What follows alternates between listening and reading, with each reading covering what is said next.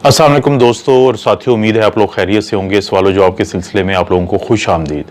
आज का पहला सवाल जो है वो फ़याज़ अहमद साहब की तरफ से है। उन्होंने बताया कि वो डॉक्टर हैं और उन्होंने अपनी कोविड की जो वैक्सीन है उसकी सेकंड जो डोज़ है वो ली थी 18 मार्च को, और फिर उन्होंने 1 अप्रैल को जब एंटीबॉडी टेस्ट करवाया है तो वो 0.034 आया है, यानी नॉन रिएक्टिव आया है। तो इसकी क्या वजूहात हो सकती हैं? अब ये बड़ी बहुत ज़बरदस्त एक सवाल भी है और इससे पहले भी एक डॉक्टर साहब ने पूछा था, तो मैंने उस वक्त भी अपने एक चैनल पे इसका जवाब दिया था। तो ये वो सवाल है जिसकी हमें हमेशा से जिस पे हमारी नज़र है कि वो लोग जिनको वैक्सीन की 2 डोजेज़ लगने के बावजूद अगर उनकी एंटीबॉडीज नहीं बन रही तो इसकी क्या वजूहात हो सकती हैं। एक वजह तो ये हो सकती है कि वो जो इंजेक्शन इनको लगा है, जैसे डॉक्टर फ़याज़ को लगा है, तो वो इंजेक्शन में कोई ख़राबी थी। जैसे पिछले दिनों लाहौर में जब मजंग हॉस्पिटल में 350 ऐसी डोजेज थी जिनको स्टोर ही गलत टेम्परेचर पे किया गया था, यानी उनको फ्रीज किया गया था। फ़र्ज़ करें कोई ऐसी डोजेज हैं और वो सामने नहीं आती बल्कि उनको डीप फ्रीज करने के बाद फिर लोगों को लगा दिया जाता है, तो फिर वो किसी सूरत भी कारआमद नहीं होंगी। एक ये वजह हो सकती है। दूसरी वजह ये हो सकती है कि सर्विसेज हॉस्पिटल है लाहौर का और जिना हॉस्पिटल भी लाहौर में है, वहां पे कम से कम 1400 वो डोजेज थी जो चोरी की गई, जो लोगों को पैसे लेके किसी और को लगा दी गई। अब फर्ज करें उस चीज को फिल करने के लिए अगर एक डॉक्टर जाते हैं या कोई भी हेल्थ केयर वर्कर जाता है जिसको वो डोज लगनी थी और उसको कोई भी सिरिंज में लगा, क्योंकि जब मैं भी दोनों दफा गया हूं तो मेरे सामने तो सिरिंज थी, मेरे सामने कोई वायल नहीं थी, वो प्री फिल्ड सिरिंज थी और वो मुझे लगा दी गई। अब खुदा मालूम कि उसके अंदर क्या हो सकता है कि उन वैक्सीन जिनको के आगे किसी को बेच दिया गया है तो उसको उसकी जगह फिल करने के लिए क्या कोई नॉर्मल सिलेंडर डाल के लगा दिया है। दूसरी ऑप्शन ये हो सकती है।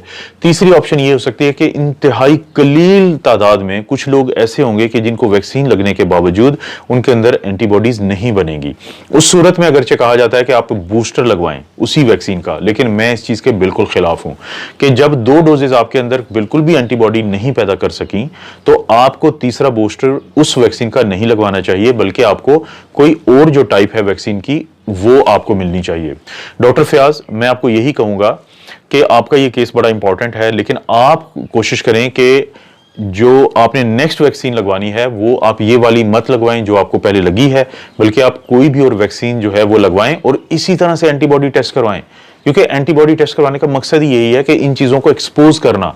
देखिए, जो नेचुरल चीज है उसमें हमारा कोई बस नहीं है, लेकिन अगर कोई हमारे साथ इस तरह की हरकत करता है कि वैक्सीन को पहले चोरी करता है, फिर किसी ब्यूरोक्रेट, सियासतदान या किसी के घर में जाके लगाता है और उसकी जगह पे हमें पानी लगा देता है, तो हमने उस शख्स को जरूर पकड़ना है।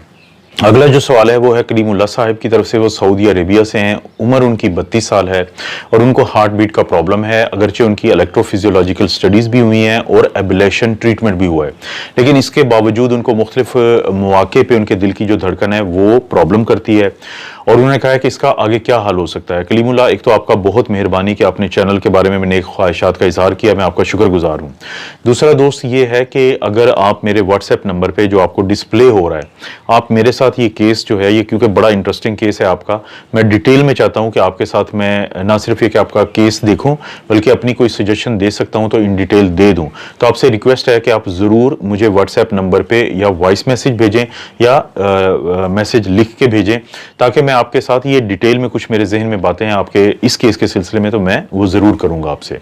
एक सवाल पूछा है साजिद महमूद साहब ने। उनका ये कहना है कि क्या रोज़ाना आधे घंटे की जो वॉक है वो दिल के मरीजों के लिए अच्छी चीज़ है?